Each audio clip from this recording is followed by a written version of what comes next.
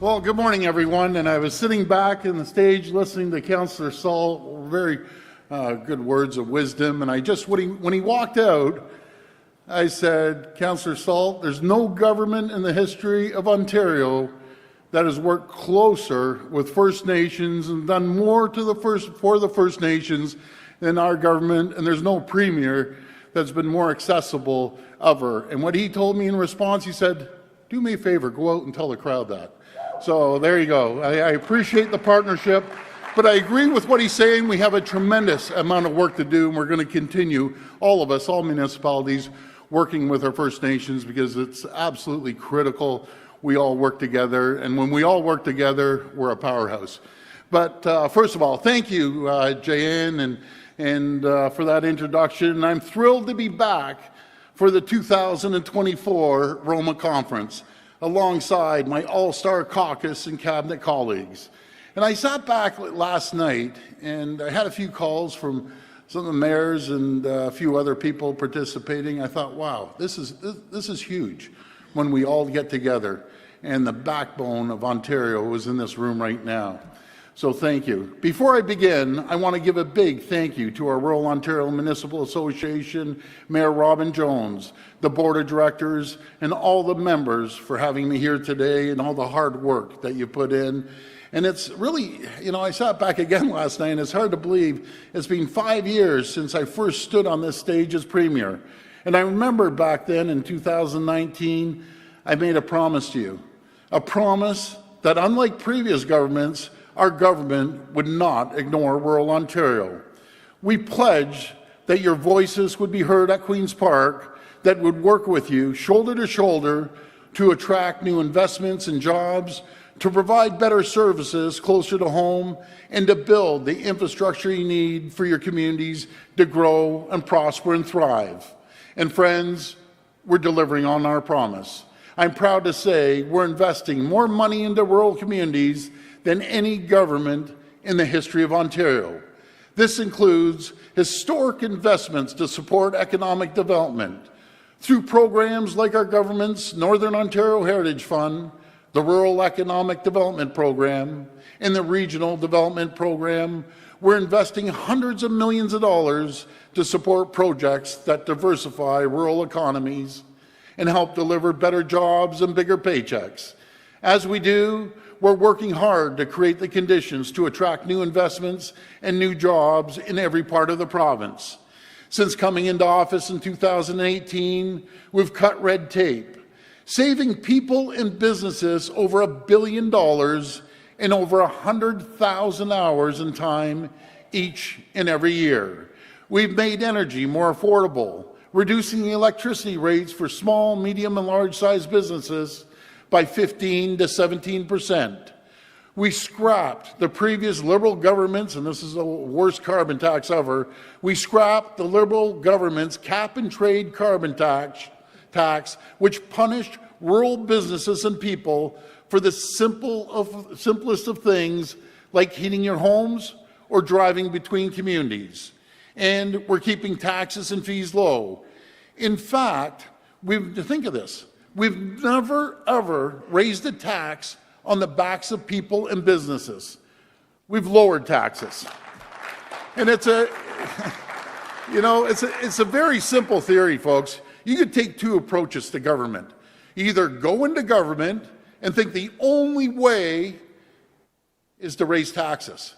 Let's take money out of people's pockets, let's take money out of businesses, and let's see what happens. It never works, it fails. A simple theory in economics, put money back into people's pockets, they'll go out and as simple as going for dinner or buying a refrigerator or putting an addition on. That's what stirs the economy when you have 16 million people doing that. Or businesses. You can either take the approach the previous government did and chase 300,000 jobs out of the province by over-regulation, higher taxes, higher energy cost, and we saw what happens. People leave in the droves and companies leave in the droves. We took a different approach. We put money back into businesses' pockets. They reinvest it into the people, into technology, into infrastructure, and there's 700,000 more people working today than there was 5 years ago. We are an economic powerhouse in North America. Overall, we reduced the cost of doing business in Ontario by $8 billion each and every single year. That's money that goes back into your communities, back into businesses, so they can invest in the workers and innovation and creating more good-paying jobs. And friends, our plan, the steps we're taking to boost our rural economies is working. In 2023, despite painful Bank of Canada interest rate hikes and ongoing global supply chain disruptions, we attracted billions of dollars in new investments. Last year, Ontario added over 180,000 new jobs, including more manufacturing jobs than all 50 U.S. states combined. That's just absolutely incredible, and thanks to each and every one of you. And what I'm really proud of is that these investments, these jobs, are spread out all throughout the province.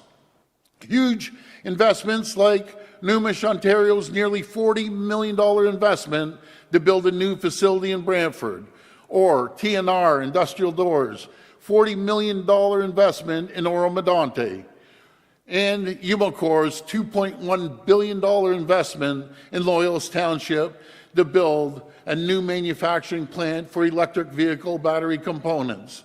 And folks, you know, every single night, 365 days a year, I get a message from one of my great ministers, Vic Fideli. And when I say every night, it doesn't matter if it's Christmas Eve, New Year's Eve, he sends me a list of companies that are investing in Ontario. And sometimes he doubles it up, triples it up, and these are the ones we know of. Just think, with all of your help and the cooperation, well, like I said, we've attracted $28 billion in the tech sector, and we have tens of billions on our doorstep right now. We saw $20 billion of tech. That's growing faster than any other jurisdiction because tech affects everything. $3 billion in life sciences. And when I talk to our friends all around the world, no matter if it's ambassadors or consul generals or our number one trading partner, that we do about $460 billion of two-way trade, the United States, the governor, one representative, I won't name which one, said, you know something, Ontario, you're eating our lunch. And we're going to continue to eat their lunch, their breakfast, their dinner as we move forward.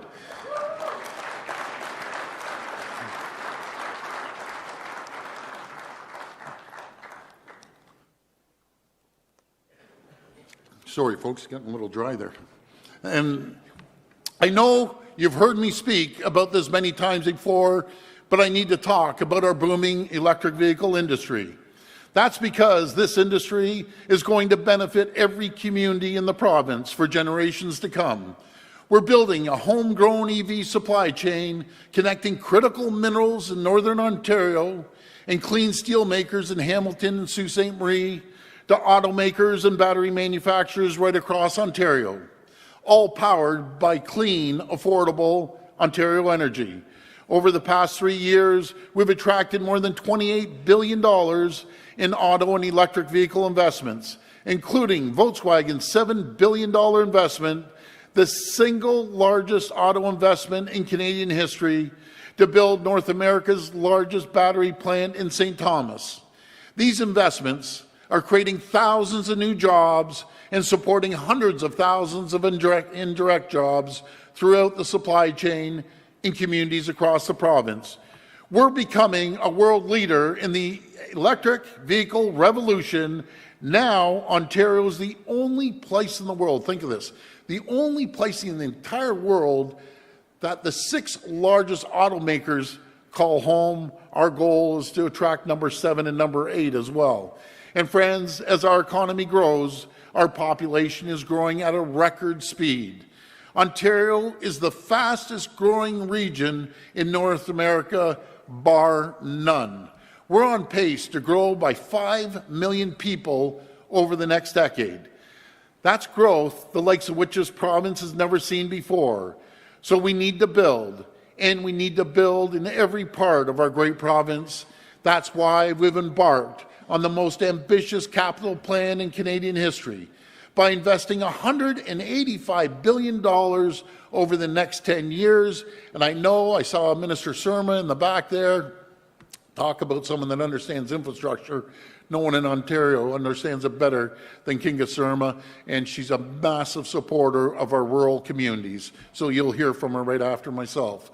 Through the Ontario Community Infrastructure Fund, we're providing $400 million this year to 425 small, rural, and northern communities to renew and restore critical infrastructure, including roads, bridges, water, wastewater projects. In the county of Simcoe, work is underway on a bridge crossing over the future Bradford bypass. In Essex County, we're widening and expanding Highway 3. This fall, we completed the first phase of work to widen Highway 17 between the town of Renfrew and Arnprior. We're also continuing work to widen Highway 11 and 17 in Thunder Bay District. These projects are improving safety, easing congestion, and making it easier for families to get where they need to go. We purchased 3 new train sets as part of our plan to bring back the Northlander, connecting Timmins and Cochrane to Toronto. And last year, we approved the terms of reference for the First Nations-led environmental assessment to finally build the all-season roads to the Ring of Fire. And it's not just about going to get the minerals. It's going to bring health care. It's going to bring proper food. It's going to make sure they have fuel. And I love the fact that Webequie and Martin Falls are the ones that are doing the EA. We're also making historic investments in health care, bringing convenient care closer to home for rural communities. Over 10 years, we're providing almost $50 billion for over 50 new hospital projects, including projects outside major cities like in Bracebridge and Huntsville, Collingwood, West Lincoln, and Picton, just to name a few. And I have to thank Minister Jones, my Deputy Premier. She's an absolute champion. Let me tell you what we've done. And this is just the top of my head, and I know you'll hear from Minister Jones before, but people say we got to fix the health care. I agree. We're throwing every resource we have at fixing it. We've seen over 10,000 doctors registered in the last 5 years. We've seen over 80,000 nurses registered here in Ontario over the last 5 years. We saw 17,000 nurses that came into the system last year alone, which was a record. We have 30,000 nurses in our colleges and universities getting ready to get out to work. We're the first government in decades building medical universities, be it in Brampton or in up north and right across the province in Scarborough, obviously, producing great doctors, great nurses getting out into the field. And I mentioned the $50 billion. That's probably the Prime Minister calling me. I'll call him back in a minute. So I need more funding, tell him. So anyways, Minister Jones recently announced an investment of over $108 million to expand Orange Air, better connecting patients in rural and remote areas to urgent care. And pharmacists are doing more to treat people in their communities, relieving pressures on family doctors and our entire healthcare system. In fact, we now have the shortest surgical wait times in all of Canada, and I say that there's always room for improvement. We still have a long ways to go when it comes to wait times, no matter if it's for surgical backlogs or for waiting at the emergency departments. With all of us working together, we'll continue to move forward. And as we move forward into 2024, we're going to keep investing to connect people to care, including by connecting more people to a family doctor and primary care team. And friends, we also know that reliable internet is a priority for our communities, and that falls under infrastructure. And I always say we need the roads, we need the bridges, we need the hospitals, we need the schools. But in Northern Ontario, nothing impacts a family or businesses more than having high-speed internet. And as part of that, our nearly $4 billion multi-year investment, we're on track to bring high-speed internet access to every region in Ontario by the end of 2025. Because in today's digital world, everyone needs access to reliable internet no matter where you live. And we're working hard to make sure that they do. With this infrastructure, rural communities will have the tools to build for the future. But of course, we can't talk about building without talking about building more homes. That's why last summer our government introduced the Building Faster Fund. This new fund is a 3-year, $1.2 billion provincial program to reward municipalities that are getting homes built quickly. And I got to tell you another story. I know I'm going off notes all day here. It's probably driving my teleprompter guy crazy. But when I had our friends, the Congress people, senators, governors come up and pay me a visit, and they said, man, you guys are booming, you're the fastest growing region in North America. How are you getting the homes built? And I said, we're paying our municipalities. And he goes, what do you mean you're paying your municipalities? I said, we're actually paying them. You build X, we'll give you money. You build more, we'll give you more money. They almost fell off the chair when I told them that. But if that's what works, if that's what helps your communities, so be it. We're there to make sure that we support you in any way we can. I know many small and rural and northern municipalities have been waiting patiently to hear how they can access their share of the fund. And friends, let me assure you, we will not leave these communities behind. As I announced last year at AMO, 10% of the overall fund, that's $120 million over 3 years, is dedicated to small, rural, and northern municipalities. Today, I want to tell you a bit more about how the funding is going to be used. After consulting closely with AMO and representatives from rural Ontario, we will soon set up an application-based process that will allow municipalities which have not been assigned housing targets to access the Building Faster Fund. Successful applications will receive funding for important infrastructure projects like roads, water, or wastewater that will help get more homes built in your communities.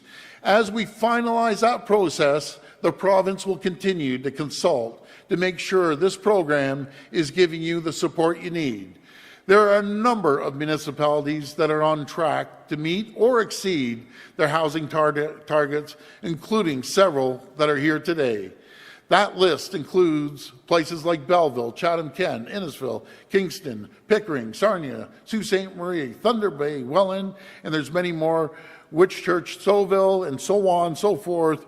To these communities and to all the other municipalities that are on track to hit their targets, congratulations and well done.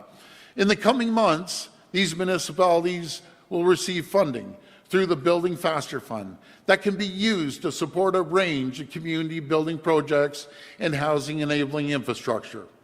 This funding will be critical to getting even more homes built and sends a clear message that our government is there to support you as you get more shovels in the ground. Of course, not every municipality has reached their target.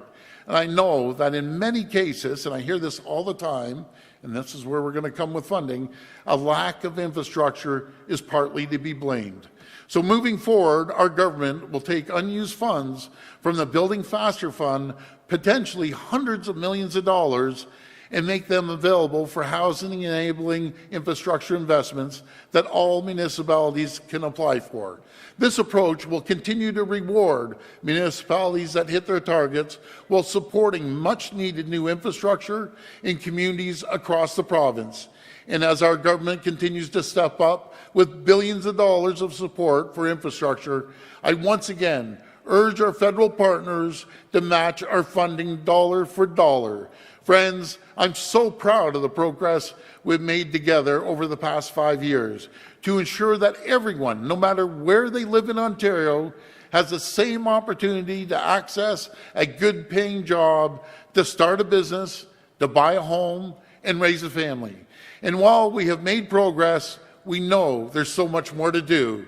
As we face challenging economic headwinds, we need to continue creating the conditions for better jobs and bigger paychecks. We need to find ways to get more shovels in the ground faster, to build homes, roads, highways, and infrastructure. We need to take more action to ensure people in every part of the province are connected to the high-quality services they expect and deserve. We've shown that when all levels of government work together, when people and communities work together, we can achieve amazing things. I look forward to working with all of you to build a stronger province. Let's keep going, let's get it done, and thank you, and may God bless the people of Ontario. Thanks so much.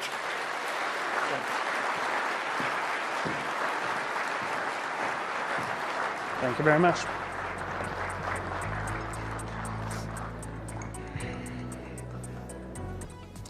And now welcome the Honourable Kinga Surma, Minister of Infrastructure.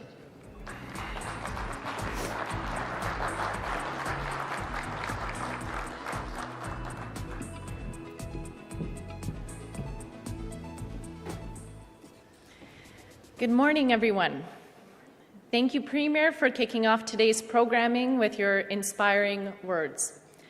I also want to thank ROMA for the opportunity to speak with all of you today to discuss how we are addressing your local infrastructure needs. To build strong communities, we need to maintain and build critical infrastructure quickly, efficiently, and together. That is why our government is building Ontario like never before. We're investing a historic $185 billion over the next 10 years to build highways, roads, long-term care homes, hospitals, and schools. We are building for you.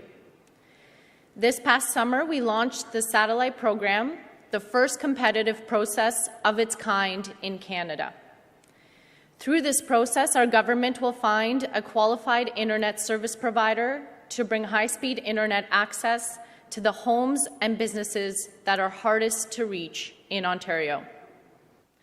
This program will help bring access to high-speed internet to approximately 43,000 unserved and underserved premises across the province.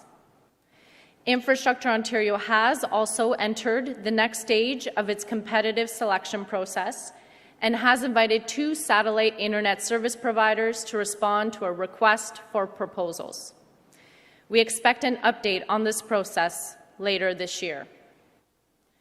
We are also helping to expedite the construction of high-speed internet projects so that we can bring access to reliable internet service to more communities sooner.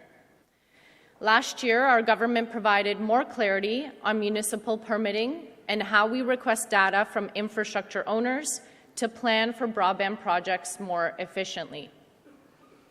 These changes help prevent municipal permitting from being delayed due to requirements around municipal access agreements, allowing municipalities to build high-speed internet projects even faster. Together, we've connected 76,000 premises, and we will not leave any community behind. Meeting our provincial goals will only be met through partnership and collaboration. We are making a stronger, more connected province for the people of Ontario. As Ontario's population grows rapidly, housing has never been more important. This past November, we announced a new Housing Enabling Water Systems Fund to help protect communities and enable housing opportunities. Our government is investing $200 million over 3 years towards this program to help municipalities repair, rehabilitate, and expand critical water, wastewater, and stormwater infrastructure. This program will provide targeted funding for critical water projects that will help unlock more housing in Ontario, bringing us one step closer to our government's goal to build 1.5 million homes by 2031. Today, I am also excited to share that the intake for municipalities to apply for funding and nominate projects will open next week on January 29th, allowing projects to get underway by next construction season. Key highlights of the program include the following. All municipalities that own water, waste, and stormwater infrastructure will be eligible to submit one application through Ontario's online grant portal, Transfer Payment Ontario. with a maximum project provincial contribution cost of $35 million. Joint municipal applications, rehabilitation, reconstruction, and expansion projects are eligible and encouraged.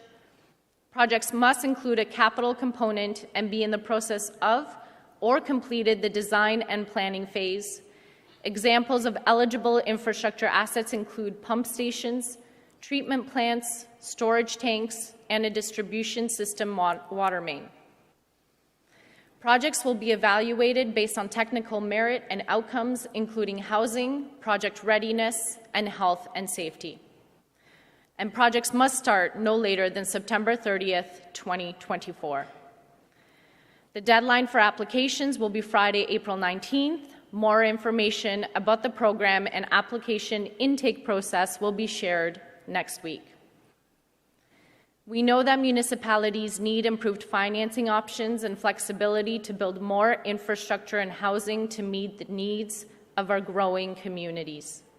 To further support municipalities and their housing-enabling water infrastructure projects, work is already underway with our partners to explore possible options to leverage the success of the existing Infrastructure Ontario Loan Program. While we are delivering on the most ambitious infrastructure capital plan in the province's history, we know municipalities rely on a robust provincial and federal partnership to secure sustainable funding and address significant unmet infrastructure needs. In the absence of the new federal support, we are moving ahead with our Housing Enabling Water Systems Fund. We remain steadfast in our call on the federal government for new federal provincial infrastructure funding to protect, support, and build communities. Ontario's future depends on our continued collaboration to build the critical infrastructure needed today and tomorrow. While there is plenty of work to be done, I have confidence that our partnership, we will reach our goals of connecting homes and building more housing. Together, we will build Ontario like never before, a stronger, more prosperous province for generations to come. Thank you very much.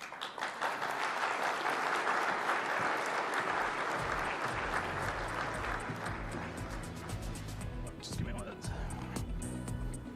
Good job.